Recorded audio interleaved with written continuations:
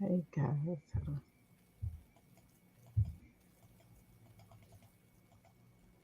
Okay. Okay. Hello everybody. Tonight is um tonight we're entertaining our guest Lisa Wilson. So thank you guys for joining us. Tonight is Thursday. February the 29th. We got 29 days in this month. Is this leap year? Okay. So we just want to welcome Lisa tonight. Hey, Crystal. Hey, Bunny. Thanks for joining us, all of our guests. So let's sit back and let's learn something. Lisa, take the stage. Well, good evening to, each and every one of you, my family and friends who are here to support me. And most of all, I just want to say thank you to this platform for hosting me tonight. Um, my name is Lisa Wilson. I hail from the Midwest, but I reside in the DMV area. I am the parent of Blake, who is a 10-year-old child with multiple disabilities, but he is thriving. So there is good news on the horizon. What I tell people is that Blake is my world and I am his voice. My passion is disability and educational advocacy. And my mantra is, and my mission is to bring the disabled students out of the shadows. Why do I do this? Because disabled children become disabled adults. And we have an obligation to, that's Blake, guys. Sorry about that. Hi, Blake. Hi. Sorry about that. Okay. Okay. Okay. I know I feel like I'm amongst family and friends.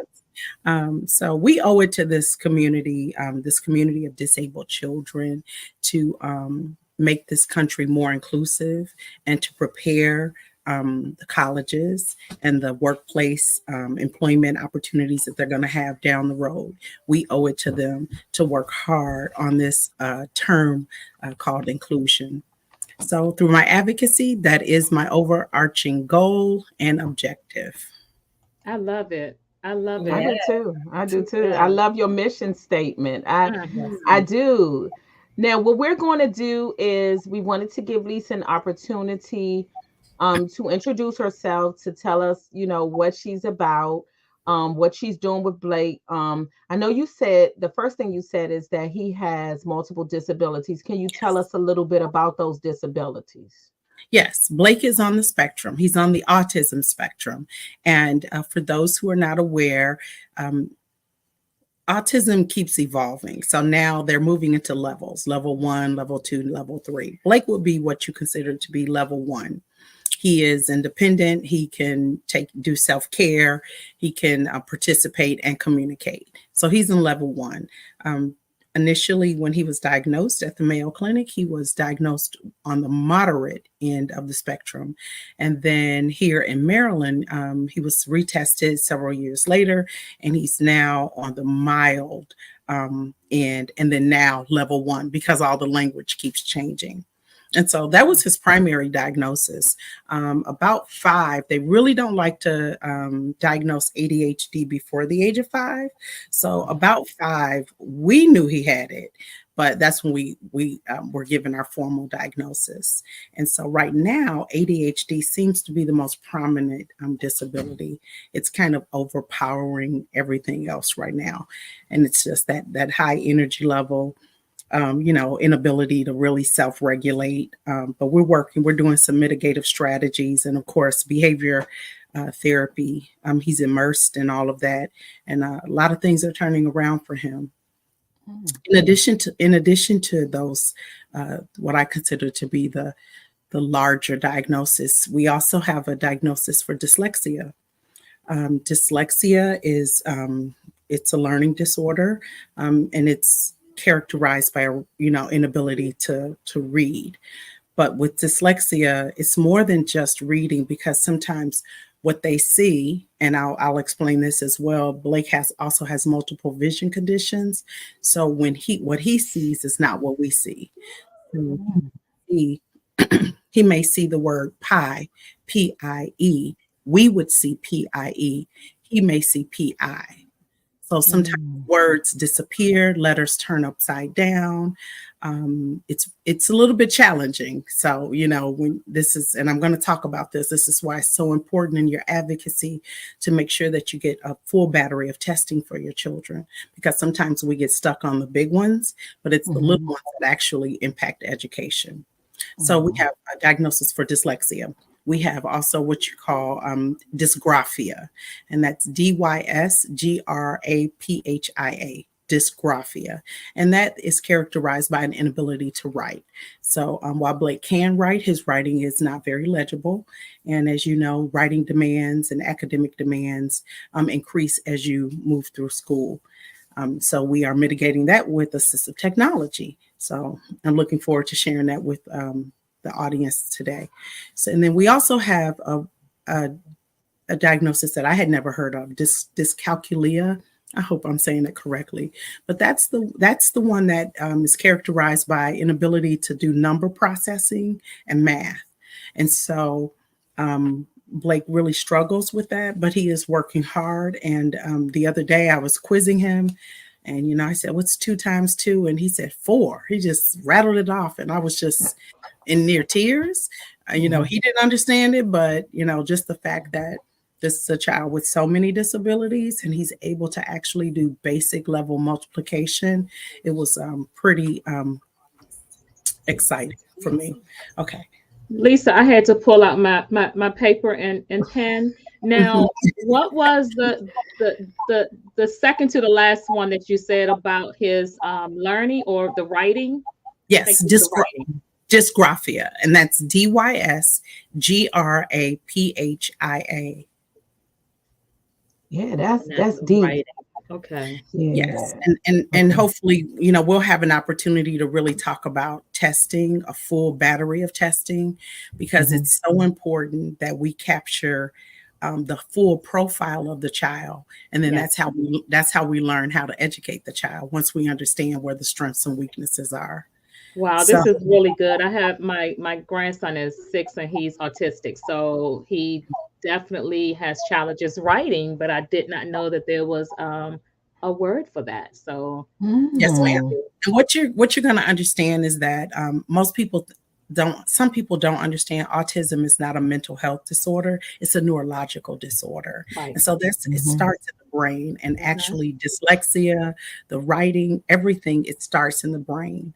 So when their brains are different, all of these different domains are likely going to be impacted.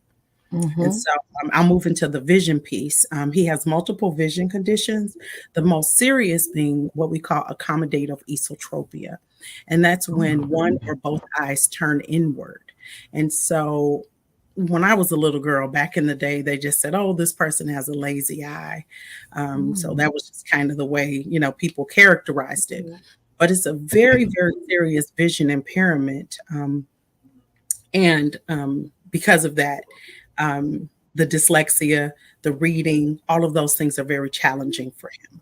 So, with accommodative esotropia, he wears glasses, corrective lenses, full 24 hours a day. Sometimes he sleeps in them, and he's Wow. really dependent on them because his vision is blurred and it's crossed.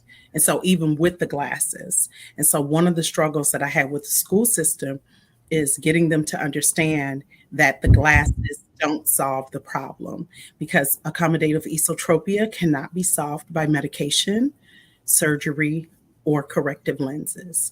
It just helps to stabilize the eye so that the eye is straight. But Blake's eyes do not work together. So when you and I look at an object, both of our eyes go to that object. His eyes do not. So Mm. with corrective lenses, he is still experiencing blurry and crossed vision. And so, again, these are all brain based. Mhm. Everything we're talking Mm. about is brain based today. Mm. Okay, well, let's go back to lakes. Thank you, Lisa, for that. That tutorial. Some of these things I have never heard of, and I definitely, like you, Bunny. It's like a lot of the things that your kids deal with. Like they may say, okay, they're autistic, but you're right.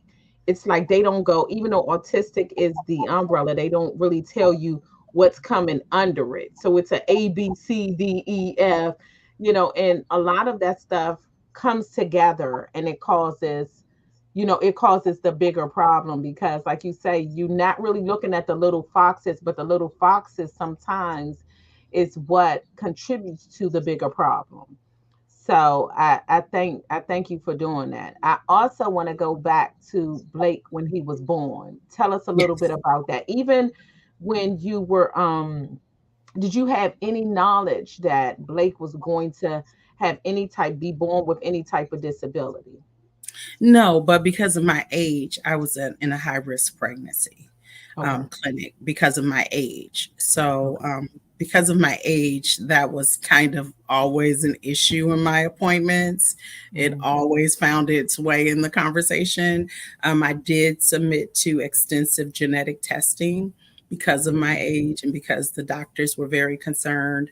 But I was, all the testing came back negative for the, very severe genetic disorders. Um, Blake, in my opinion, he was just a normal baby, kind of crying a lot. If I could really like go back to those early months and weeks, there was a lot of crying, like a lot of agitation. But it wasn't anything that was so out of the ordinary that it caused me to seek out medical attention. But so Blake he had language and he was eating um, right at 1. And then around 18 months is when we noticed the language started to fade away. And so we started to see a lot of pointing and a lot of kind of screaming. It's a very high pitched scream that he used to do. And I later learned from the Mayo Clinic that a lot of times when you see children that scream and they make different sounds and noises, it's only because they're frustrated because they have the language, but they're trying to get the language to come down. And so when the language doesn't come down, they get frustrated. And then that's when they result to screaming and making other Wow. noises and sounds. But so yeah, so 18 months we lost language, and we lost and right after 1 he stopped eating. So Blake was on he sustained on Pediasure for a little bit, almost 3 years. It was incredibly expensive. Um, Really financially set me back. If you anyone knows what Pediasure is, it's in Mhm. it's in Walgreens, and I think it's like $12.99 for 6. And Yeah. so as he began to grow, he was drinking 2 at a time. So morning, at lunch, and then at night. And so you're looking at, buying multiple cases. The people in Walgreens felt so bad for me. I was living in a small town. The ladies in Walgreens start clipping the coupons for me. that's just Oh, Oh, that was that's just nice. how bad they felt for me because it was really costly. And what I like to share with the audience today, because I've since learned that had I just mentioned that to his doctor could have wrote a prescription and my Blue Cross Blue Shield would have paid for it because it's life sustaining. And this is why wow. we do this platform That's to right. educate everybody on the resources that's out there.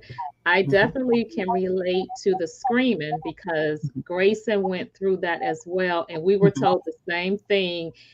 He hears himself, and because he wasn't able to use words, he was screaming a lot out of the Yes. frustration. Yep. Hmm. Yes. Mhm. So about 2.5, I thought I was doing something great by keeping him home.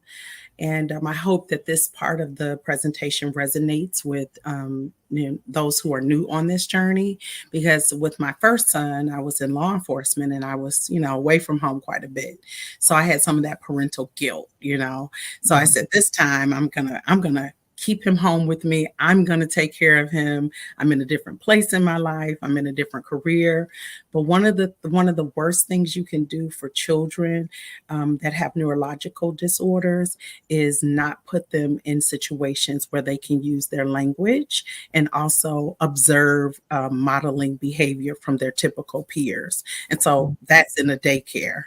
That's a daycare environment. we have to deal with the ringworm and the colds and Mhm. all that and the viruses, but they need that stimulation to their brain to practice that language, even if it's not real language, and then have that social interaction. Because one of the main deficits of autism is social communication. So Yeah. you'll see the older kids, they don't really interact with other people. They just prefer to be alone. But we have to retrain that brain by consistently putting them in environments where they are have an opportunity to observe and then participate, even if it's just baby banter back and forth. So that was something that, if I had any regrets, it would have been not putting him in daycare sooner. Well, So that's my when question. did you put him in daycare? At about 2.5. And Okay. so, and turns out it was the best decision I ever made. And I'll tell you why. Because there was a lady there, Miss Michelle, she was the director. And it was time for Blake to go into the 3-year-old class, but you had to be potty trained or at least initiating. He had no interest in that. So he was a late potty trainer. So I had just accepted that. But she told me, I came to pick him up one day. She goes, well, he's not going to the 3-year-old class. And I was kind of depressed, like, well, why? And I thought it was something else happening. But what was happening in real time is that she was communicating to me that she had some concerns. And so I remember this day because she went behind her desk, like she put a barrier between us. And I thought that was weird because normally we would just talk face to face. And she says, have you thought about getting him tested? And I was thinking, tested for what? And maybe I didn't say this at the onset. I had never heard of autism before. Um, when I was being raised, people with disabilities were hidden away. Absolutely. They Yep. shipped you down south. They put you in a basement. Literally, that was, that's just the way it was when I grew up. So I didn't know a lot about this world of disabilities. So when she said that, have you ever thought about getting him tested? I didn't know what she was talking about. And then, she kind of said, autism. And I was like, really? Oh, okay. And I was really angry with her. I was so angry that I withdrew him from that daycare because I thought something else was Oh, happening. But Mhm. I was wrong. She was actually an angel that God sent to me, because had she never said that to me, I would have never thought to take action and to follow through and to actually get him tested, because I thought it was his terrible twos. Then I said, okay, we're terrible threes. So, but I was dead wrong, and she was absolutely correct. And so I lived about 4 hours from the Mayo Clinic, and my sister and I drove over there in a winter storm, and we stayed a week, and battery of testing, just the most amazing experience you could ever imagine. We were treated with so much dignity and respect that I left there with my head up. I Now, left there. did you, so even though you kind of disputed in your mind, you didn't really agree with her, you did take her advice. I did, because I had to take a step back, and he was causing a lot of property damage in the house, slinging his sippy cups into our large screen TVs, just wiping out, just cell phones, and 2013, 2014, cell phones were still costing quite a bit. Girl, mhm. Um, Yes. And so were TVs. right. Well, he Yeah. wiped out I think about we five. all know it's 5 TV for me. Yeah. Yeah, he wiped out about five Yeah, the TVs, same here. Wow. Yeah. multiple. Bunny deals with that all the time. I had my fair share of even Yeah. replacing my parents' TV. So Yes. I Yes. understand. Yes. Exactly. So I had to take a step back, Yeah, and we've got and then plexiglass over the flat screen TVs now. Yeah. yes, yeah, Yeah. yeah. And I'm at That's a one great point, idea. we Hmm. even put locks on the refrigerator, because he would just open up the refrigerator and slam it shut, open it up and slam it shut. And so we put a lock on Yep. on the refrigerator, Yep. and then he used to do what we called it, the swipe, where, say, this is your desk, everything is sitting there. He would just walk up, take his arm, So he was pretty famous for that for a while. I was so happy when God delivered us out of that phase.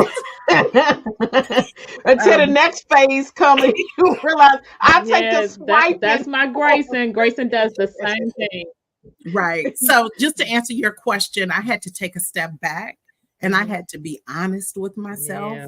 and I had to really look inward and really come to terms with the fact that something may be of concern here. And so, Well, that's kind of enlightening too, because I think because Morgan wears her disability, when I hear everybody talk about their children that were they look neurotypical, mhm, and most of the people thought, oh, they just need their behind spanked. You know what I'm mhm, saying? They need to be jacked up.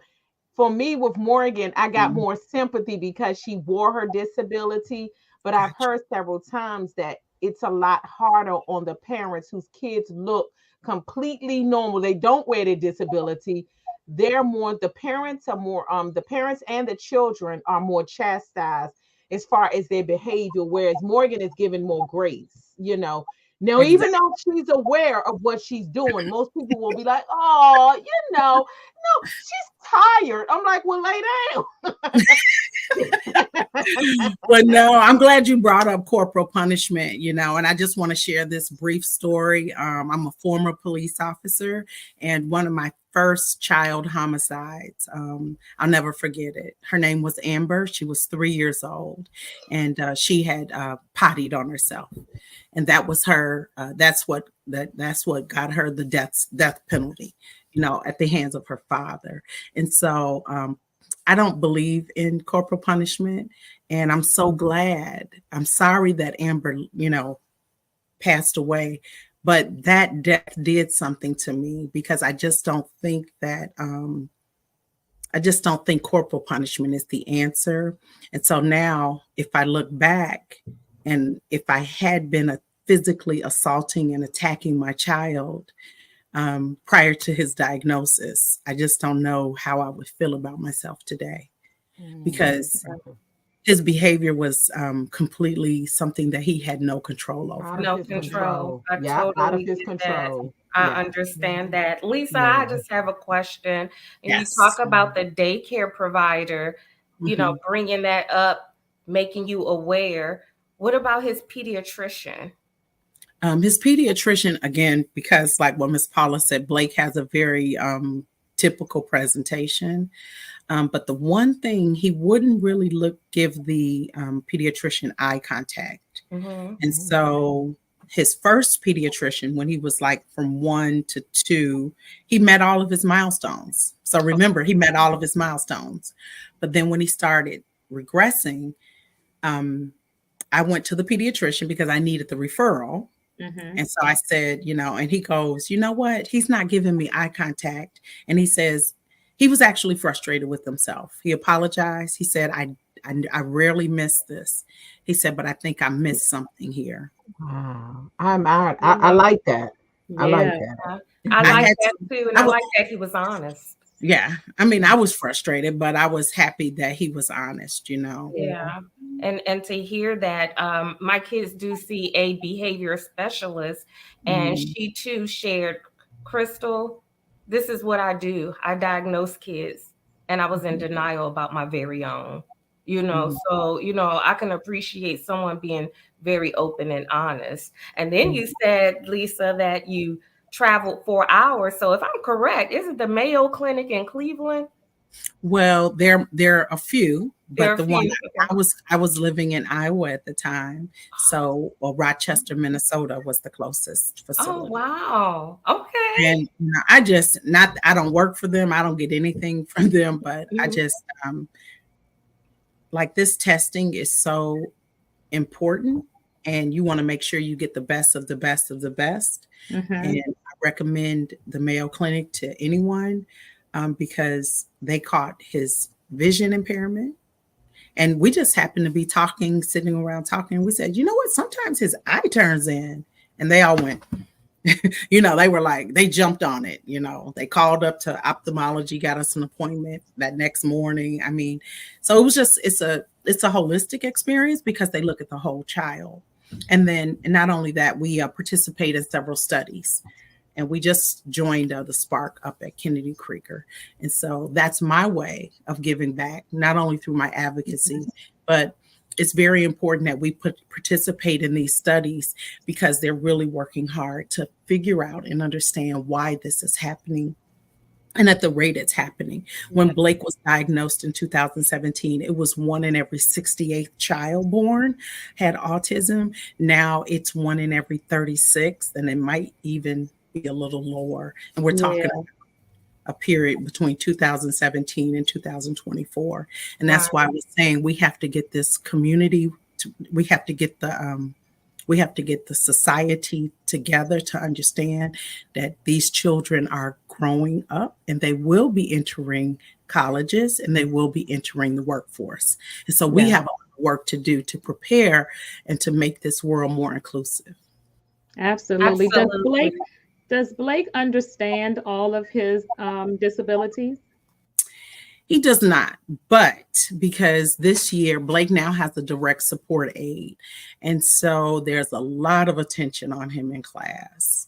So he's starting to think that things are different for him. Okay. Because he's in general education with a special education pullout. Okay. So he's pulled out for that. He's pulled out for speech. He has the direct support aide, which I requested for her not to sit next to him, to sit across the room and to zoom in and zoom out so that he wouldn't feel become self-conscious, because he was like, why is she always right next to me? You know? So I had to kind of get creative with that, but he has these pullouts. So he's starting to understand. And then, and just let me add this one piece in, the assistive technology, in case we don't get to it, because I know it's 8:27. Because of Blake's vision, most of the children, well, all of the children in the school district are issued Chromebooks that are 10 to 11 inches. So understanding that Blake's eyes don't work together, so all of his information is kind of going different directions. And so when you squeeze it to make things bigger, he loses the field of view. So I lobbied really hard to get him a larger Chromebook. So he was awarded a 17.3-inch Chromebook. Wow. That's very good. It is. So that's why it's so important to have that total profile of the child. Yes. Mm-hmm. So when you go into that IEP meeting, you're prepared. You're going to know what you need and what to ask for. Yes. And then you'll have the supporting documentation behind you. I just thought I was doing a good job going into these IEP meetings, but obviously not. Can I just say one thing about IEP meetings in case we don't come back? My sincere recommendation to everyone in our audience is that you never, ever, ever go into an IEP meeting alone. That's my advice to parents. It doesn't matter what grade level, it doesn't matter what geographical location. Never go into these meetings alone. These are legal meetings. And that's why at the end they ask you to sign, because nothing can happen without your signature. But these meetings are governed by federal regulations. And so it can be very overwhelming, very intimidating, and very overpowering if you don't have a grasp of what's happening. Mm-hmm. Never, ever, ever go into these meetings alone. That's my advice. That's good. Very good advice. Thank you. Mm-hmm. Mm-hmm. Wow. It's a lot of information. I know. I can talk about this. I drive everybody in my world crazy. I can talk about disability. By profession, I'm an EEO practitioner. So I'm very comfortable in the disability arena, but just this whole thing, I talk about it all day. I love it. I can read it all night. It just, it is so stimulating to me. And just being able to give back is just so personally rewarding for me. So thank you again for this opportunity. We have a question. Like to do? Oh, go ahead. We do have a question. They said, I know you said not to go into the IEP meeting alone. Some people want to know who's a good person to take with you. Well, hopefully, you may have the professional person in your family. Our families all look different, but we always have, like in my family, we have Aunt Roberta. She was like the family attorney, but she wasn't. But we just looked to her for wisdom. So, hopefully, that you have somebody in your circle, your family circle, or your friend circle that can support you through that process. Um, I am an educational advocate and I do attend IEP meetings. As you can see under my name, it says free educational advocate. I think it's absolutely unconscionable to charge parents exorbitant fees to represent them in these IEP meetings. So that is something that I just I will never take a dollar from anyone. So I do attend IEP meetings, and so and I generally they ask me, "Are you an attorney?" And I say, "No, I'm just here for moral and parental support." But I have a very strong grasp on the federal regulations, so I tend to things are different when I'm there. I'll just say it like I'm that. sure they Oh are. yeah. Oh yeah. Different. I You don't got I don't know who's in the audience. I don't know who's in the audience, and things are already really strained because of my aggressive advocacy. But never go by yourself. I'm definitely willing to attend virtual. If we're in different locations, I am willing to do that. I do it for free and I do it frequently, and I have no problem doing it. But you just want somebody there that's going to support you, and then make them the note taker. And so what happens is these meetings are very overwhelming, and you Mhm. kind of forget, you get lost in all the words, the terminology, the legalese. And so you want somebody there just taking notes. They don't have to say one word, but let them take notes. Consider them to be your note taker, because it's a lot of information. And sometimes, for example, my first IEP meeting, I didn't even have an idea what was happening, and they took autism off of my baby's IEP. They said they felt that he didn't have autism after he had been diagnosed at the Mayo Clinic, and Oh then wow. a re-diagnosis at Kennedy Krieger. And I just signed the paper. I was so happy. They were being so nice to me, and you want some coffee? So That's what we do when we don't know. Yes. no, and that's devastating, because if you think about it, if they don't even believe your child has autism, how are they going to reach him and educate him? Yes. And so I learned something. There's what they call an educational diagnosis and a Yes. clinical diagnosis. Yes. Yep. And but at the same time, you can't, to me, what to strip him of his diagnosis is that you're almost stripping him of who he is. That's It's right. it's who he is, and we're okay with that. Absolutely. We're okay with Absolutely. that, but he learns differently. He processes information differently, and it's Yeah. a reality that we are living with and coping with. And so while they thought they may have been doing me a favor, they actually it was really personally offensive when I really got educated about this process. Yes. Oh, Yeah. I don't learned go. that you needed a education diagnosis as well as the medical. So yes, I did learn that 2 years ago. Yep. Mhm. Mhm. Yes. Mhm. And Paula has my information, my email, and send me an email, and I will gladly accompany anyone to an IEP meeting, because it's more than just a meeting. It's actually your child's educational future. Yes. Absolutely.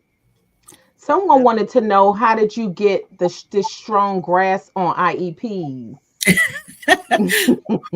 Well, I've been to about 40 meetings for Blake. It's unbelievable. I think last school year we had upwards of 10 IEP meetings. And anyone here who has a child with an IEP, you know that that's highly irregular and abnormal. Mhm. Um, but in my advocacy, like I said, I was very comfortable with the law and reading it. And so it became very almost entertaining to me. And then every time I would learn something new, and then I would spring something new on them, like it almost became it almost became, a game, A tennis match almost. you know. But I just and then to just be real honest, it's just that I just prayed and I asked God to just, give me what I needed to be a successful advocate for my child. Absolutely. That's And That awesome. is amazing. poured he just poured it all in me. And sometimes I pinch myself because I'm like, why do I know this? Mm. Why do I know this? Like, Your commitment is awesome. That's one thing that I love about you is your commitment to Blake. I mean, and it's rewarding to see parents who will deny themselves and just pick up their cross and bear it, because I think part of this process is us being an advocate for our child, and Mhm. not and that's what advocacy is about. When say is at the end, it's like being able to say what you have to say without having that fear of being ostracized, because I Mhm. know for the most part, when I spoke up for Morgan, whether it was at school, whether it was in the doctor's office, whether it was in the family, whatever it was, you almost have to understand that you're going to be categorized, or you're going to be labeled along with your child. So I think that that's so important to understand and know that I'm going to accept that. But I'm going to stand up for my child anyway. It's very difficult. Mhm. Just, I mean, the way I'm treated, at his school and in the meetings. I had one lady tell me about his vision condition, who is not a vision professional. Um, she says, "Well, he's wearing glasses. That is the correction." And I had to kind of educate her a little bit, but no, let me tell you about his condition. The glasses do not cure it. It helps Mhm. stabilize the eyes, but it doesn't cure it. So it's the Mhm. way you're treated, and and I had another person tell me, "You're one of our more savvy parents." And I couldn't understand what she meant by that. But in my opinion, it was an empty-handed insult, a backhanded Mhm. insult. Mhm. Because but then what it did more so than anything, it revealed to me how they perceive parents. They are able to successfully control the IEP process because parents don't have the knowledge No, That's right. exactly. That's That's exactly right. exactly what it is. Yep. to show up in the meetings and Mhm. actually tell them Mhm. what is going to happen for their child. And so that Absolutely. was very revealing for me. And it's sad. The state of special education is, we're in some dark times Yes, we are. because mm, because inclusion, the children being immersed in general population or general education classes, Mhm. um, you would be surprised at the teachers who actually really resent that. Yeah, Yeah. that's Mm. so true. And Mm. there's not a real welcoming of these I, children to be in their classes. And as his teacher currently, she tells me all the time, I have 56 kids, 56. She says that to me. And I said, wow, I don't understand why she's telling me that, because my child has an IEP, and that means an individualized educational plan. yes. That's Mhm. no Mhm. slight to the other 55, But he but Right. this is matters too. Yeah, He this is matters. yeah, and I think that's sometimes what I've always felt is that Morgan did not matter because people almost wrote her off. I Mhm. mean, and I can just imagine it's like and I feel I do feel sympathy for the teachers to a certain extent. Mhm. But at the same time, my child deserves education because they're kind of putting the teachers in positions where they have to be a jack of all trades. And in some cases, they can't do that. It's like, okay, I have this one over here who's deficient in math, and this one that's deficient in reading, and then I have your child on the IEP, and I'm supposed to take this whole school day and cater to each and every person's need.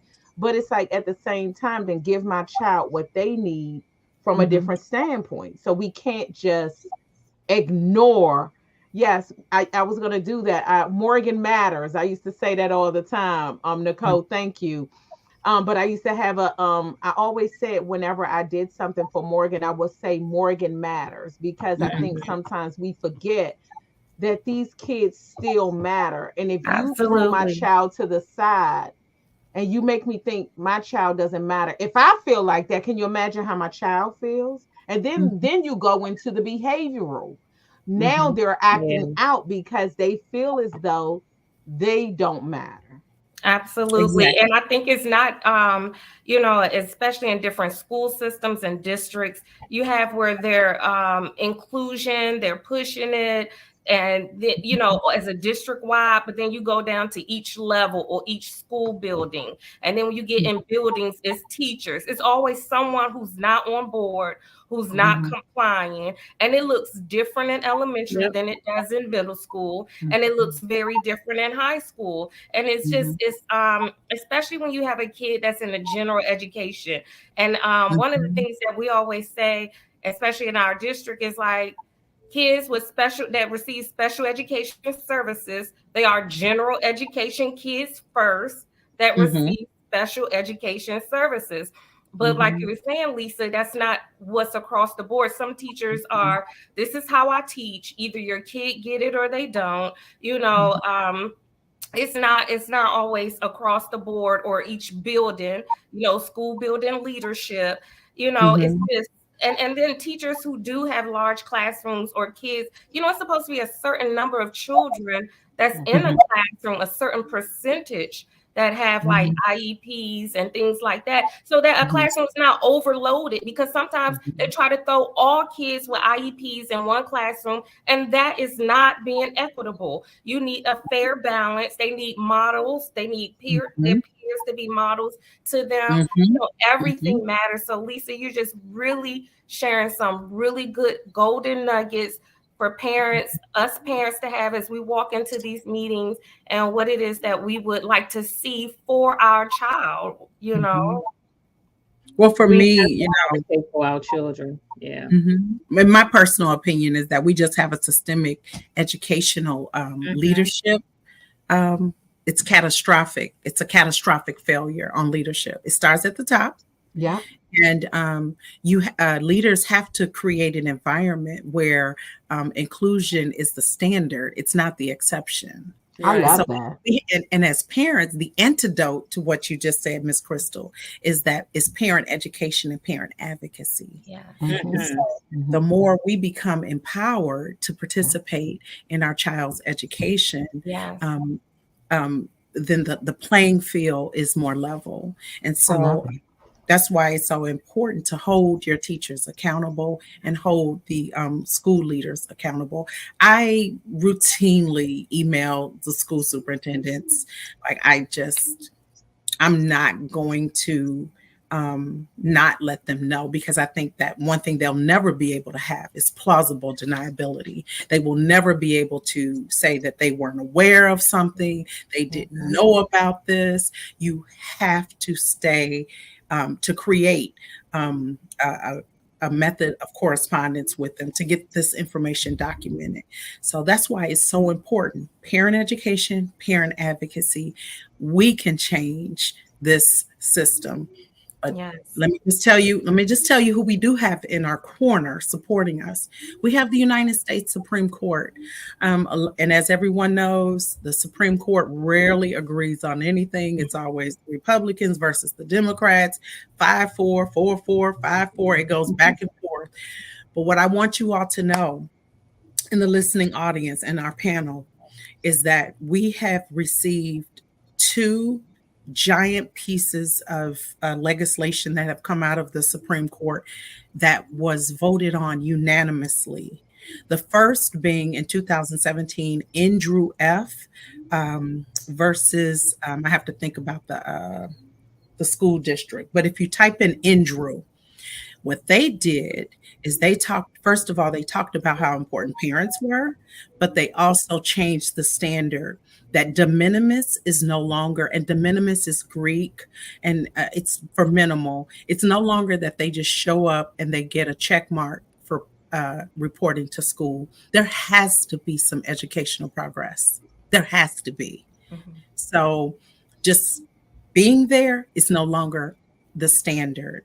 And so the US Supreme Court unanimously agreed with parents that the school districts have to reasonably calculate these IEPs so that there can be some educational success. Of course, individual, all of our children are individual. The second piece of Well, legislation. real quick before you say that, I want to Mhm, caution some parents that mhm, because of this, you have to make sure that your child is not just moved through the school system. You have to yeah, make sure that when they say they accomplished a certain goal, you put them to the test. Because I've Absolutely. had that happen with Morgan. They had it where, oh, yeah, she accomplished this goal. And mhm, then when I went back and I questioned it, it was like, wait a minute, mhm. that let me even video it at home. If she did it at school, she can do it Yes, at you can do home. it at home. Exactly. Absolutely. So that's another thing I would caution parents. Mhm. Make sure that when they say your child has accomplished something, that you really know that they have accomplished it. Yeah. Mhm. And the That only is way to true. do that is to have data. So, Yep. and Right. that's going to be the word of the day for our audience is data. It's a Yeah. four-letter word, but it will Yeah. change the dynamics of your child's educational trajectory. I That's love um, it. Data. So, no matter what they present to you, your response and your rebuttal is, can I please see the supporting data that you relied upon when you made that decision? And when Mm-hmm. they tell you no, you say, "May I please see the data that you've gathered to support the no?" And so you have to have data for everything. And so I was just going to say that the last case was last year, and it was Perez v. Sturgis. here in And so Michigan. yeah, she knows all about it. And so that was a game changer. And so now parents, we have an opportunity to actually recover damages when schools fail.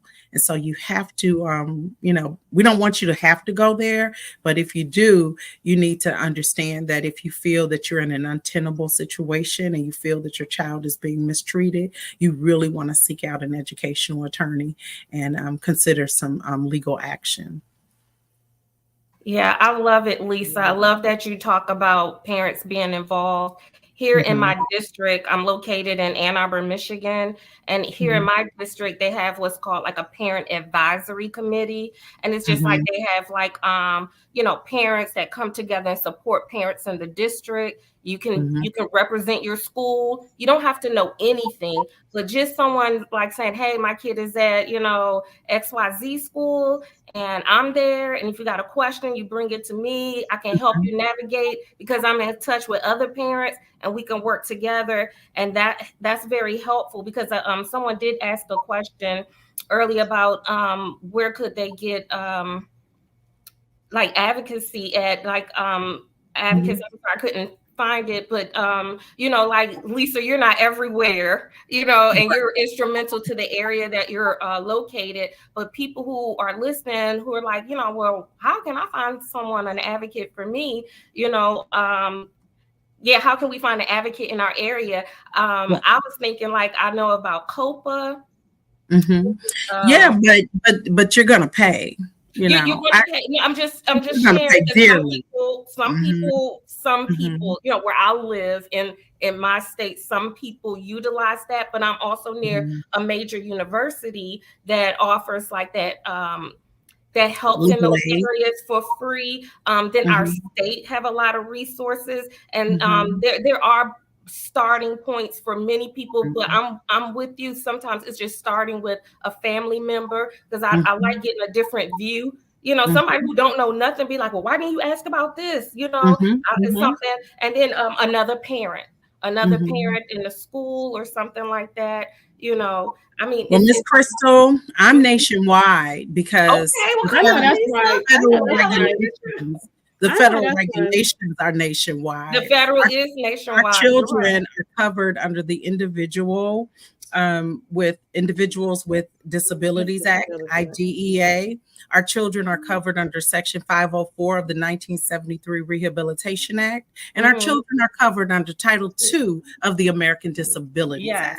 Act. Yes. And so that is everywhere. It is Yeah, everywhere. definitely. Okay, Yes. Miss Lisa, I got Yes, information for Lisa, real. I mean, I know. Okay, let me rephrase that. You're tangible to people yes, in You're your one area, person. but you're letting us know if someone is in another area and they're like, I would like to reach Miss Lisa. You absolutely can because yes. she is. Yes. This is amazing, and it's important that we advocate for our children. I advocate for my grandson all the time. He's in a classroom with 17 autistic kiddos and one SPED teacher. It's a lot. It's a lot going on. And when you talk about, sending letters and emails, that's me. I email so much up the chain, Department of Education, Department of Special Education. I email the janitor. I email the lunch lady. It did not matter because the lunch lady and the janitor know someone in the building that needs to see my email.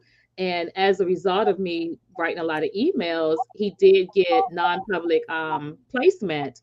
The problem now that I'm dealing with is trying to find space in a non-public placement. So it's still a lot of issues. I'm going to reach out to you. I appreciate this podcast today, Paula, because I Yes. do have some additional questions. I am one that I believe in reaching out and being a voice to my grandson because he does not have a voice. So I am his voice, and I make sure that he is treated fairly and he gets the education that he deserves. I'm definitely going to stand on that wall for that little boy. That's Yes. right. And That's just right. stand and just being there is half the battle because there's so many parents that for whatever reasons they're just not able to really show up and be there. So I consider myself an educational advocate, but also a parent advocate as well. I want people to get empowered to be able to stand up and speak for their children. We have a question. Did you want me to answer that question? Well, I think we all can answer that question. I think, Which question is it?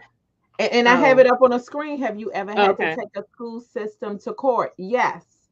I think most parents, we've had to do that. And I will say this, that's where advocacy came from. Not just, and I am going to say this because this is one question I have for you too. Not just the school system, but we've had to advocate on the medical side as well. Yeah. I want you to talk about that. I know we don't have much time, but tell us also about when you've had to go and you've had to advocate for him at the doctor's office or with the various specialists. Have you ever had to do that? I have one thing, and I'm glad you brought that up. The one thing, and I tell all my family members who are dealing with children with autism and other disorders. The first thing you want to do is get a handicap placard, and your doctor has to your doctor has to complete that paperwork. It is very simple and straightforward. Most of the time, our children have what we call the word is escaping me. Eloping. They have a severe eloping. And then with the ADHD, you have a lot of unpredictable behavior. And so you want to get a handicap placard because remember, all of this is happening in their brain. We don't know what's going to happen at any given time. And so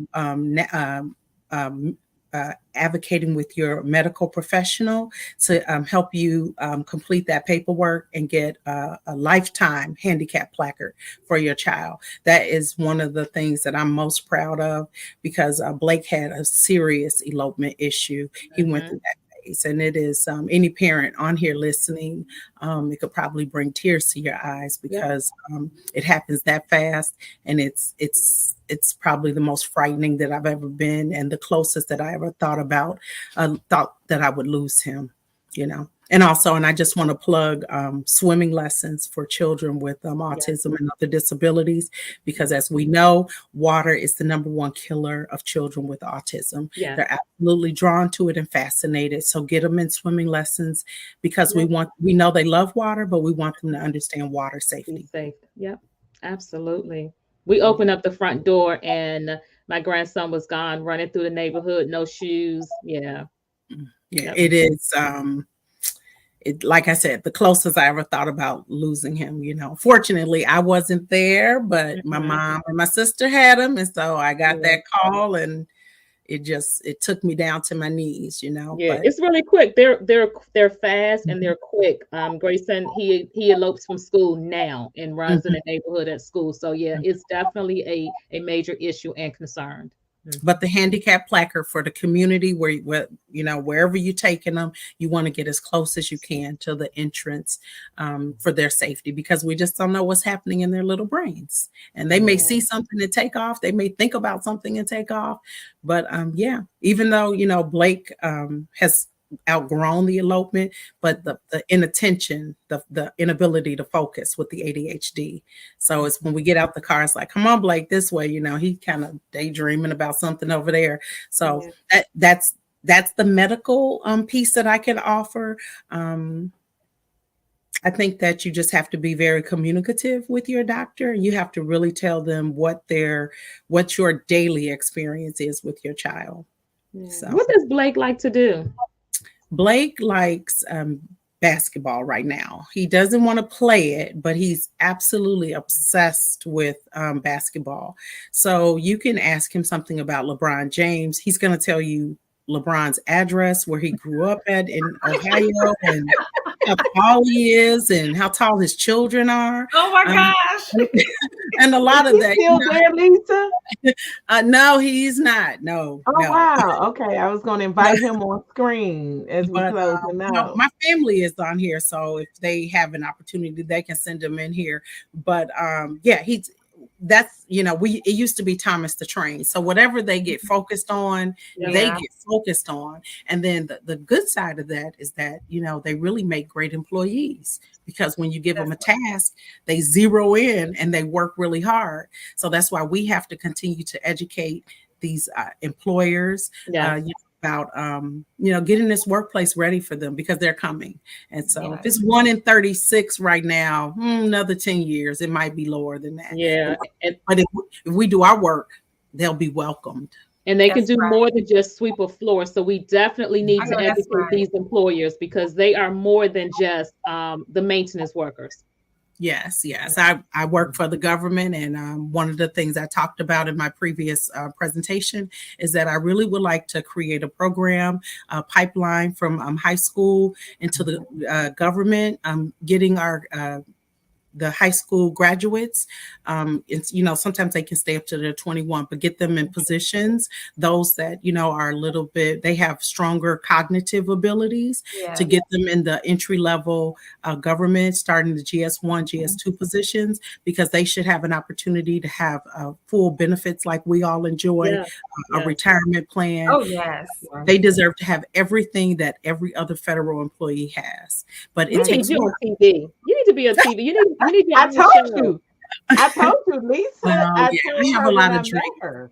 I have a Lisa, Yeah, lot. you are a gem. I have a lot of yeah. dreams. Lisa, I don't Lisa know is why about this it. is. I don't know why this is my life, but I am so humbled and privileged by God for putting me in this position, because I don't know where my life would be. I had all these other dreams about, doing all these grandiose things, but this is absolutely just a gift from God, and I love my baby, and I'm going to take care of him until I can no more.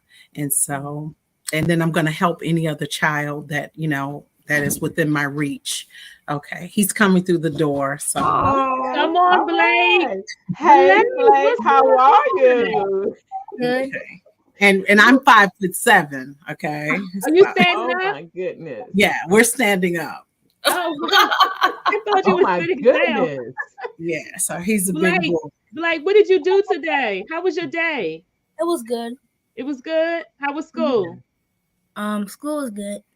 That's You good. Good. are handsome. You know What kind of math? What kind of math did you do? Um, What's 2 times 2? 4. All All right. right. Come on, Blake. How about that?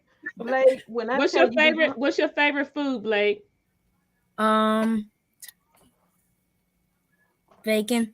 Oh, Oh, really, bacon? I thought you was me gonna say too. chicken nuggets or pizza. That's all he eats. He has a very restrictive diet. So I don't even like bacon anymore because we cook it 2 and 3 times a day here. So Wow. Yeah, This it's is talking about turkey bacon. bacon. Yep. Yep. Well, Turkey Blake, bacon. we've heard a lot about you, and one thing we do want you to know is that you have a great mom. You have a Yes. great advocate in your corner. You know that. You know, your mom loves you, and that's why we have her on this show And still because took a spot. we definitely want her to educate those on helping out other children with disabilities because Yes. guess what? She's doing a great job with you. A great job with Awesome. you. Yes, yes, yes. You got a jewel right there. You make sure Sure you take do. care of your mommy, Blake. What do you say? Blake, we have our viewers. The viewers are saying that you're handsome. Yeah. I'm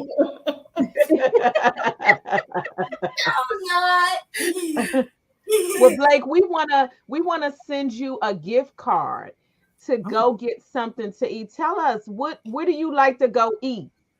um, Bacon. Okay, we were gonna send you to no, Smithfield and You North want a Carolina. pound? You want a pound of bacon? Please don't send no bacon here. Please. Well, how about this? We're He gonna said send yes, you a yes. Visa gift card, and we want you to go and enjoy a dinner with your mom. Okay? How does that sound for you? You like that, Blake? Yes. Okay. Okay. All So right. what do you All say? right. Thank you. You're welcome. Well, listen, we're just so happy that you allowed us to talk to your mom tonight, and we're happy that you graced us with your presence. Yes. So, yes, we've Thank you really too. enjoyed. Thank you. Whoever said that I'm cute. Well, yeah, it's a lot of people. They said you're so handsome. You're smart and you're handsome. Yes, they did. Who doesn't love bacon? I love bacon. Yeah. He's No, I said reading the bacon, chat. bacon, bacon. Bacon, Who bacon, doesn't love bacon. Who bacon? doesn't love bacon? Right, right. How old is Blake? I'm 10. Oh, Did okay. someone Well, say how old are you?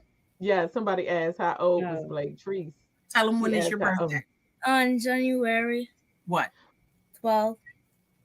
And my birthday is Oh, January the 16th, Blake. Oh, I'm January the 16th. mm-hmm. So somebody said, ask him about LeBron. Can you tell us something about LeBron? Manners. Blake, tell them some facts about LeBron. He won 4 rings. Okay. All right. And what else? Come on, give him some more. Thank you who keeps saying I'm handsome. Okay, he's reading. So someone said, how tall is LeBron? Thank you for saying LeBron. bacon How is tall so is awesome. LeBron, Blake? 5'9", I think. No, 6. 6. 6'9". Okay. So can we do a little NBA quiz real quick? Because the other day this was so shocking to me. He knows about people that Cousin Blake. have been long gone. How many points did Wilt Chamberlain score, Blake? 100. 0, 1, 1. Oh, wow. And who did Larry Bird play for? I think it starts with a B, I think. Mm-hmm. Boston, whatever. Yes. Yeah, Boston Celtics. Come on, Blake. Yes. Yes. Somebody named Treese has a sports podcast that my husband is on. She said he got to come on a sports podcast. Boy, they be going for it too. He would You might love can that. Yeah, you might can bring a knowledge base to the sports podcast. Yes, Give go, him a Blake. couple basketball facts. Wambalaya, what's his name? Come on, tell him. I play football too. Okay. You play football? Blake, like you putting him on the spot. Yeah, we'll take it. Yeah, he play okay. So I spend all my money. Then he says, "I'm retired." This is a tickle spot. That's a tickle spot? Okay. Yes, Blake, it's a tickle stop. spot. Ooh. Ooh, don't put your mama's business out there, honey. Like someone said that you're very intelligent. So Are what do you you seeing say? the comments? What do you say? Thank you, Kia. Yes, Kiki. She says, a very intelligent young man. So you getting a lot of play right here. All right. Do you know Steph Curry? They said, Yes, all right, all Tell them right. something about Steph. he shoots threes. Oh man, he What's bad. He's a threes? So that bad he's on the boy. side or something? What's Oh, threes? Steph, three What's it? pointers, honey. She I didn't. know She didn't know that. what three is. Paula, I do know that hubby gate Bunny missing and Bunny. Bunny was like, well, what is it? a What's three shooting threes, pointer. dear? Steph Curry is bad. Okay. Well, listen, we gonna wrap this up. We just want to say, Lisa, Mhm. it was a reason why I Yes, wanted you on here, Lisa. yes. man. When I say you are Mm, awesome, hey awesome. everybody, I'm going to that needs Lisa's information. Please inbox me. I don't want to put you out on social media, but please inbox me. And Lisa, I hope you don't mind me giving all your information No, out. please do. Okay, I'll be Please, first to okay. call you. please, please Buddy, the do. first one. We're Well, gonna Lisa. shake them up. We're gonna shake them up. Lisa, thank you so much. First of Thank all, you. your knowledge base is just Mhm. awesome. And It's from day good. one, when I met Lisa, I loved Lisa. I loved her energy. I mean, she is hilarious. And I'm just like very knowledgeable. I mean, this Well, we girl can just see sits. why. We can see She just sits why. and reads books. I mean, she just comes back and she dissects something. So I really believe that she would be beneficial to this podcast. I Yeah. do believe we're going to take some other subjects in the future, and we would love to have you back on here Yes. Mhm. because I think we just scratched the surface of your Yes. knowledge. And I would love to have you back on here now that you've gotten over The nervousness. Yes. the nervousness. The next time it'll be a breeze, but you did so good, You and did I'm so well. you Well, did, thank you did. you. Thank you, And ladies. I have It's my thoroughly pleasure. enjoyed you. I I It's my did. have to. pleasure. It is my Yes, pleasure. yes, Whatever We we I can thank God for you. Yes, yes, we thank you. do. It's all God. It's, yes, I had some other things I wanted to do with my life, but this is where he has me and I'm very satisfied. This is my mission and my passion. Someone once told me, you'll know when you find your passion in life because it won't be ambiguous. You won't have to ask any follow-up questions. You'll know what it is. And I can stand here today Absolutely. and say that disability advocacy is my new passion and it's going to be my only passion. I don't want to do anything else, but I want to make a difference in this world. And mm, hopefully we'll get the attention of the White House, and we're gonna do some big things. And Yes. Absolutely. have a lot of things I want to do, and I'm going to be reaching back to all of you for your all Yes. support. right. Yes. You know, But I I want to told say you a we're gonna part be two. We working need a part together. two. Yeah, we Paula, do. we need a part two. We definitely do. That's why I said, Yes. Lisa, we just gonna bring you Part back two. on because I did tell her Mhm. from the beginning. I said we gonna work together. I got a feeling in the future. I told you that. I said we're gonna You be did. doing something together. We You because I did. You did. yeah, yeah. So listen, she will be back on here, guys. As long Yeah. as she has the time, we will definitely have Lisa back on here. And we Yes. will tackle, if you guys can send us some subjects that you would love for Lisa to tackle, because I'm going to tell you, she's going to come back on here with a lot of research on that subject. Well, Yeah. one of the things I just want people to think about, it doesn't have to necessarily be a topic, but to think about fatherlessness in the disability community. We It's talked about that. devastating.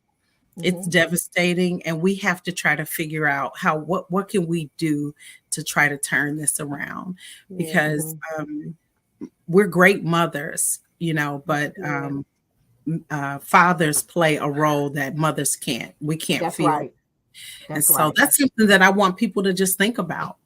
Yes. Fatherlessness in the disability community. It's already a problem, but when you think about disabilities, it compounds the That's situation. right. Well, I know one thing that we did want to have a subject on in the future. And me and you discussed this, Lisa, and I also discussed it with Crystal and Bunny. They brought this up because most people know I was a single mom for like 14 to 15 years, doing it with two different kids. And one thing that Lisa talked about is us having a session on here with the single moms and how the single parents, because there are some single dads, but the single Yes. parents raising a disabled child. So if that's something that you would love to be a part of, inbox me. Let me know because we can have a great platform of Mhm. these parents. First of all, people need to know it can be done.